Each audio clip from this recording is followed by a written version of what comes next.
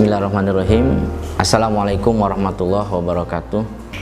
Innal hamdalillah nahmaduhu wa nasta'inuhu wa nastaghfiruh wa na'udzubillahi min syururi anfusina wa min sayyiati a'malina. May yahdihillahu fala mudhillalah wa may yudlil fala hadiyalah. Asyhadu an la ilaha illallah wa asyhadu anna Muhammadar Rasulullah sallallahu alaihi wasallam wa ala alihi wa ashabihi amma ba'du.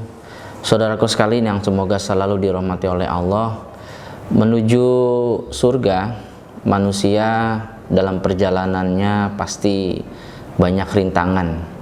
Musuh terbesar adalah syaitan. Syaitan laknat jahanam tidak akan pernah berhenti berusaha menggagalkan manusia agar manusia tidak berhasil masuk ke dalam surga. Bahkan dia, setan laknat jahanam, berharap semua keturunan Nabi Adam masuk ke dalam neraka. Itu harapan dia. Apakah setan berhasil menggoda keturunan Adam? Ya, berhasil. Dia berhasil terhadap sebagian anak Adam. Tapi ada juga yang anak Adam susah untuk digoda oleh setan. Bagi anak Adam, maksud saya keturunan Nabi Adam yang berhasil digoda oleh syaitan dan akhirnya masuk ke dalam neraka, nanti syaitan akan membuka topengnya, membuka topeng di depan orang-orang yang memang sudah terlanjur masuk ke dalam neraka. Dan tentunya ini sangat menyakitkan hati orang-orang yang telah berhasil dijerumuskan oleh setan masuk ke dalam neraka, gagal masuk ke dalam surga. Kalau kita lihat di dalam surat Ibrahim nomor surat 14 ayat 22. A'udzubillahi minasyaitonirrajim. Bismillahirrahmanirrahim. Wa qala syaiton lamma qudiyal amru. Syaiton berkata ketika perkara telah selesai dikerjakan oleh Allah. Maksudnya orang-orang yang memang sudah dikodarkan masuk ke dalam surga sudah selesai masuk surga semuanya, termasuk orang iman yang mampir di neraka. Dan orang-orang kafir, orang-orang munafik, orang-orang musyrik semuanya juga sudah selesai masuk ke dalam neraka. Kemudian innallaha wa'adakum wa'dal haqqi wa wa'adtukum fa akhlaftukum. Jadi setan berkata setelah Allah selesai menghukumi semua perkara, dia berkata sesungguhnya Allah memberikan janji pada kalian dengan janji yang benar. Jadi Allah berjanji, itu benar janjinya Allah. Sedangkan saya berjanji pada kalian, saya ingkari. Contoh, orang yang mau infak, mau sedekah, dijanjikan oleh Allah akan diganti dan Allah akan berikan pengampunan. Ya ibnu Adam anfik unfik alaik. Wahai anak Adam, infaklah kamu maka aku akan ganti. Itu janji dari Allah. Tapi oleh setan dipatahkan. Coba kamu ingat-ingat, kalau kamu keluarkan infak, keluarkan sedekah, sedangkan kebutuhanmu banyak, wah nanti kamu akan kekurangan. Lihat kebutuhan anakmu, kebutuhan istrimu, belum lagi harus hidup bermasyarakat, butuh biaya juga. Sudah, nggak usah dikeluarkan infaknya. Dah, Allah itu maha pengampun, tenang saja. Nanti Allah akan ampuni kamu. Kamu nggak usah keluar infak, nggak usah keluar sedekah. Allah juga tahu bahwa kamu tuh banyak kebutuhannya. Akhirnya tidak dikeluarkan. Kata setan, nanti Allah akan ampuni kamu karena kamu banyak kebutuhan walaupun kamu tidak mengeluarkan infak. Nah, nanti di hari kiamat, khususnya di neraka, kepada orang-orang yang sudah masuk ke dalam neraka, setan akan ngaku, saya ingkari itu. Jadi saya berjanji pada kalian, itu semuanya bohong. Ini berbahaya sekali. Bahkan dulu itu pernah ada cerita tentang seorang ahli ibadah di zaman Bani Israel. Nama pendeta tersebut atau ahli ibadah, dulu disebutnya rohib ya, adalah Barsisoh. Barsisoh ini kerjaannya tiap hari ibadah saja, selalu taqarrub ilallah. Suatu saat ada 3 orang pemuda kakak beradik ini mendapatkan perintah untuk berperang. Tiga-tiganya semuanya mau berangkat, nggak ada yang mau tinggal di rumah, padahal mereka punya adik perempuan. Mereka bermusyawarah, ini bagaimana ya adik kita ini, gimana kalau salah satu dari kita ada yang tinggal? Tidak ada yang mau, semuanya maunya berangkat. Lalu kita titipkan kepada siapa? Adik kita ini perempuan, sudah gadis. Kalau kita titipkan pada orang yang sembarangan, saya khawatir, kita khawatir. Itu dia, makanya kita titipkan pada siapa dong? Lalu salah satu dari mereka ada yang mengingat bahwa di desa mereka ada seorang ahli ibadah yang bernama Barsiso. Oh iya, kita titipkan kepada rohib itu saja, Barsiso itu. Saya yakin dia bisa dipercaya, dia amanat orangnya. Yang kedua, dua orang saudaranya juga percaya, setuju. Oh iya, betul, baik, kita bawa adik kita ke sana. Nah, sesampainya di rumah Barsiso, mereka menyampaikan maksud mereka bahwa mereka akan berangkat perang karena ada tugas dan ingin menitipkan adik perempuan.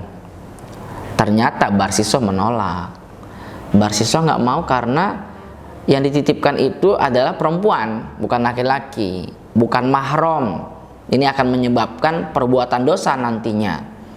Tapi tiga kakak beradik ini, tiga laki-laki ini memaksa, wahai Barsiso, kepada siapa lagi kami harus minta tolong? Engkau kan tahu, menolong orang yang akan perang, berangkat perang, pahalanya juga seperti orang yang perang. Jadi tolonglah kami. Tidak ada orang yang kami percaya selain kamu, wahai Barsiso. Tolonglah, kamu niatin ibadah. Barsiso berpikir lagi, kasihan juga. Tapi kalau dia terima tinggal serumah dengan wanita yang bukan mahram, ini berbahaya. Dia berpikir dan akhirnya dia menyetujui. Baik, saya akan terima adikmu untuk tinggal bersama saya, tapi tidak satu rumah. Adikmu itu akan saya tempatkan di rumah depan. Jadi beda gedung, beda rumah. Nanti kalau saatnya makan, saya akan ketuk pintu, makanan saya taruh di bawah pintu, saya masuk, nanti dia buka tinggal ambil. Setiap makan begitu. Oke, baik, nggak apa-apa. Yang penting kami bisa merasa aman. Adik kami ada yang menjaga walaupun tidak sepenuhnya. Nah, jadilah akhirnya adiknya dititipkan di situ dan tiga pemuda tersebut berangkat perang. Berjalan sehari demi hari seperti yang diucapkan oleh Barsiso. Waktunya makan, diketuk pintu, letakkan makanan, kemudian Barsiso masuk, perempuan itu buka pintu, ambil makanan. Selalu begitu. Ternyata setan datang menggoda Barsiso. Wahai Barsiso, kamu itu memperlakukan manusia seperti binatang. Kenapa kamu hanya ketuk, taruh makanan di situ? Kamu seperti ngasih makan binatang saja. Dia itu manusia, harus kamu perlakukan seperti manusia. Kamu harus hormati dia. Dan kamu itu kan seorang ulama, kamu itu seorang ahli ibadah yang juga berkewajiban menyampaikan ayat-ayat Allah. Kamu harus nasihatin dia. Nah, Barsiso berpikir, ya juga ya. Berapa bulan dia tinggal oleh kakaknya, nggak pernah mendapat nasihat agama. Wah, kalau gitu mulai besok saya akan coba tanya kabar dia. Kemudian saya akan memberikan sedikit nasihat kepada dia supaya dia tidak turun imannya. Nah, awalnya Barsiso niatnya baik, tapi setan menggoda seperti itu ada niat terselubung, pasti ingin menjerumuskan Barsiso. Dia pasti ada langkah kedua yang akan dikerjakan oleh setan terhadap Barsiso. Barsiso tidak ngerti, taunya oh iya ibadah. Setelah dilaksanakan, diketuk pintu, dia melaksanakan godaan setan itu, diketuk pintu, kemudian ketemu, apa kabar kamu, sehat, baik, ini makanan untuk kamu, boleh saya bicara dengan kamu sebentar. Akhirnya terjadi ngobrol semakin sering, pagi ngobrol, siang ngobrol, besok ngobrol lagi, terus bincang-bincang. Ketika mereka sering berbincang-bincang hanya berdua, tidak ada orang yang ketiga, maka yang ketiganya adalah setan. Setan menghias-hiasi Barsiso, terlihat sangat tampan di depan perempuan itu. Perempuan itu dihias-hiasi oleh setan agar terlihat sangat cantik dan menggairahkan di depan Barsiso. Sampai akhirnya terjadi perbuatan yang dilarang, yang ditakuti oleh Barsiso, yaitu berzina. Bahkan bukan hanya sekali, setiap hari, hampir setiap hari mereka melakukan perzinaan dengan tanpa Barsiso merasa ini adalah perbuatan dosa. Awalnya ia menyesal, tapi terulang lagi karena waktu untuk berduaan selalu terjadi, dan akhirnya terjadi lagi sampai akhirnya wanita itu hamil dan melahirkan anak. Setelah melahirkan anak, setan datang. Wahai Barsiso, apa kamu gak khawatir nanti ketika kakak-kakaknya pulang melihat ada anak kecil dan akhirnya dia ceritakan, bahaya nih, kamu tertangkap berbuat zina, kamu akan dirajam nanti, kamu akan mati nanti. Wah iya ya, kata setan, bunuh saja anak kecil itu. Akhirnya anak kecil itu dibunuh. Setelah anak kecil itu dibunuh, setan datang lagi. Apa kamu gak khawatir perempuan itu nanti akan mengadu kepada kakak-kakaknya? Ya juga ya, bunuh saja. Akhirnya dibunuh juga. Masya Allah, berzina dan membunuh 2 nyawa. Seorang ahli ibadah tergelincir dengan godaan setan mengerjakan 2 dosa besar. Bahkan dosa besar yang kedua itu adalah dia membunuh, bahkan 2 nyawa dia kerjakan.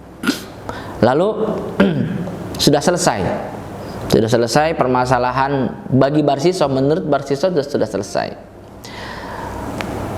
Beberapa bulan kemudian 3 kakaknya perempuan itu pulang dan menanyakan adiknya. Lalu Barsiso berbohong. Dia mengatakan bahwa adikmu sakit dan saya tidak bisa berbuat banyak, dan dengan sakit itu akhirnya dia meninggal dunia. Mohon maaf, saya tidak bisa menjaga dengan baik adik kalian karena dia perempuan, bukan mahram saya. Ketiga pria itu percaya, mereka pulang. Nah kebetulan ternyata 3 pria tersebut tidur dan mendapatkan mimpi yang sama. Di dalam mimpi itu menjelaskan bahwa adik perempuan mereka tidak mati karena sakit, tapi dibunuh oleh Barsiso. Dengan sebelumnya sering dizinai, kemudian melahirkan anak, hamil melahirkan anak, kemudian dibunuh anaknya, dan adikmu juga dibunuh. Ketiga pria itu bangun dari tidurnya, lalu saling bertanya, kok mimpi kita sama? Mereka sepakat akhirnya mendatangi Barsiso. Sampai di tempat Barsiso, mereka bertiga memaksa agar Barsiso mengaku, dan ternyata akhirnya dia mengakuinya. Barsiso mengakuinya, lalu dilaporkan ke kerajaan untuk dihukum. Lalu Barsiso akan dihukum. Hukum apa? Hukum mati. Dia berzina dan dia membunuh nyawa, 2 nyawa bahkan.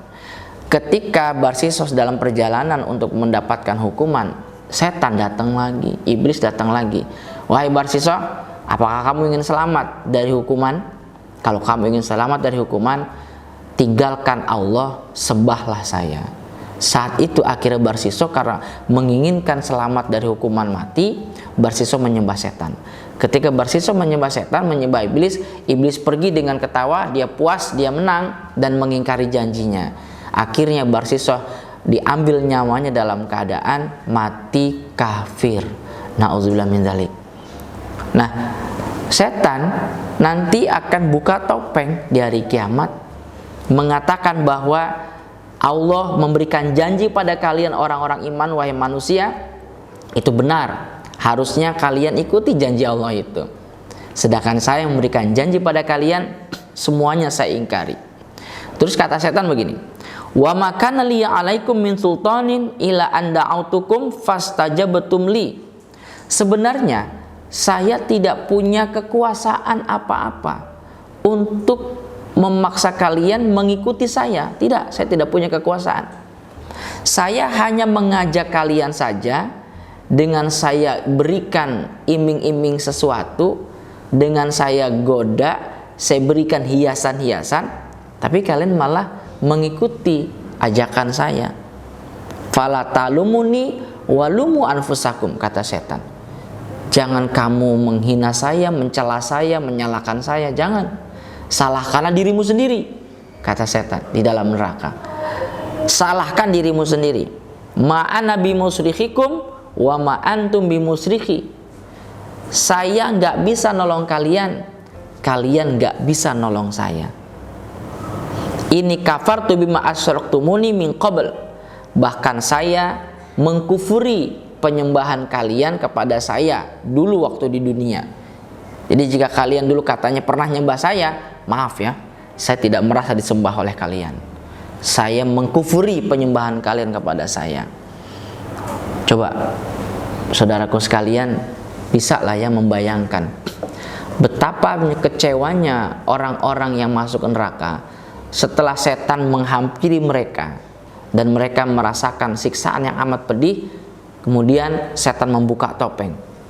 Kepingin rasanya mereka menghajar setan, kepingin rasanya mereka mengamuk dengan setan itu, tapi tidak bisa. Mereka hanya bisanya apa? Menyesal saja. Wa asarun nadamata lamma ra'aul azab. Mereka orang-orang yang di neraka semuanya menyamarkan atau memendam rasa penyesalan yang amat dalam ketika mereka melihat siksa. Karena mereka mau teriak juga percuma. Mereka mau melaknat setan juga percuma. Tidak ada manfaatnya. Karena nanti maksud saya, nanti orang-orang yang di neraka itu akan minta keringanan siksa, datang kepada anak buahnya malaikat Malik, tapi malah diomel-omelin. Kemudian mereka mengatakan, sudah kita datang ke pemimpinnya saja, yaitu malaikat Malik. Ternyata malaikat Malik lebih sangar lagi, lebih parah galaknya daripada anak buahnya. Akhirnya mereka meminta kepada Allah, sudah tidak ada yang lebih kasih sayang lagi dibanding Allah, kita minta kepada Allah saja. Ketika mereka minta kepada Allah, tidak dijawab oleh Allah. Allah diam lama, selama 1000 tahun. Setelah 1000 tahun baru Allah menjawab. Kata Allah apa? Ihsa'u wala tukallimuni. Hinalah kalian semuanya di dalam neraka dan jangan pernah ngobrol dengan saya. Jangan kamu ngobrol dengan saya, jangan kamu minta-minta dengan saya. Dan tempatmu di dalam neraka dan hinalah kamu semuanya di dalam neraka. Na'udzubillah min dzalik. Allah menutup dengan ayatnya, innal zolimina lahum azabun alim. Orang-orang yang zolim akan mendapatkan siksa yang sangat menyakitkan. Orang iman itu menjadi 3 kategori. Yang pertama adalah sabikun bil khairat, berlomba-lomba dalam kebaikan. Yang kedua adalah muqtasid, sedang-sedang saja ibadahnya. Yang ketiga adalah zolimul nafsi, orang yang menganiaya dirinya sendiri.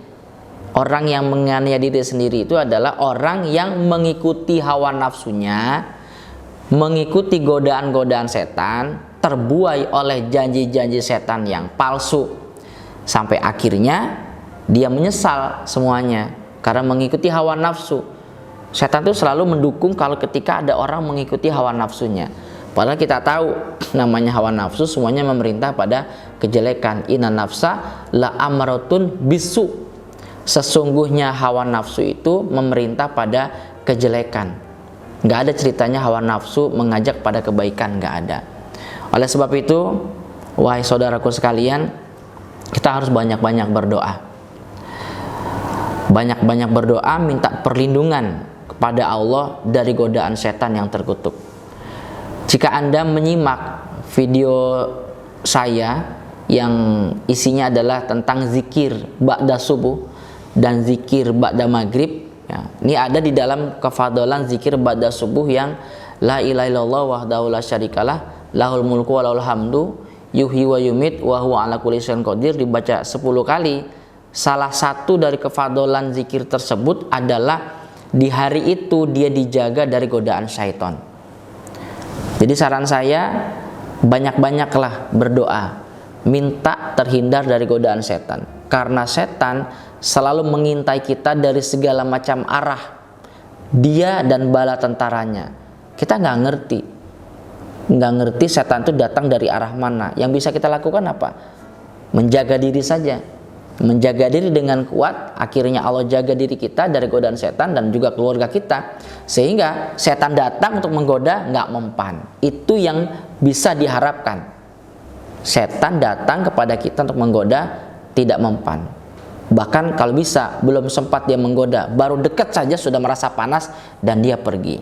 Semoga kita semuanya dijaga oleh Allah dari godaan setan yang terkutuk sehingga tidak menyesal nanti di hari kiamat. Semoga bermanfaat. Mohon maaf atas banyak kekurangan. Assalamualaikum warahmatullahi wabarakatuh.